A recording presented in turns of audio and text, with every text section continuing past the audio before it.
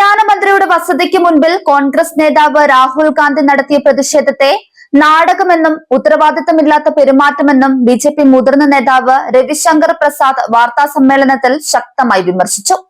ന്യൂഡൽഹിയിൽ നടത്തിയ വാർത്താ സമ്മേളനത്തിലാണ് അദ്ദേഹം ഇക്കാര്യം വ്യക്തമാക്കിയത്. ജനാധിപത്യത്തിലെ കറുത്ത ദിനം.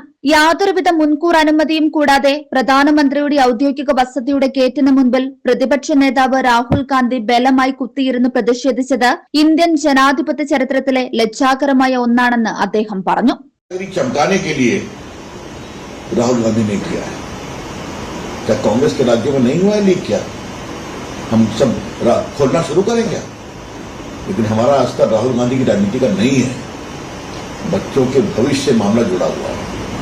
ये सारे बच्चे हमारे हैं. कार्रवाई होनी चाहिए, सिस्टम को ठीक करना चाहिए. രാഹുൽ ഗാന്ധിയുടെ അച്ഛൻ രാജീവ് ഗാന്ധി, മുത്തശ്ശി ഇന്ദിരാഗാന്ധി, മുത്തശ്ശന്റെ അച്ഛൻ ജവഹർലാൽ നെഹ്റു എന്നിവർ ഇന്ത്യയുടെ പ്രധാനമന്ത്രിമാരായിരുന്നവരാണെന്ന് രവിശങ്കർ പ്രസാദ് ഓർമ്മിപ്പിച്ചു.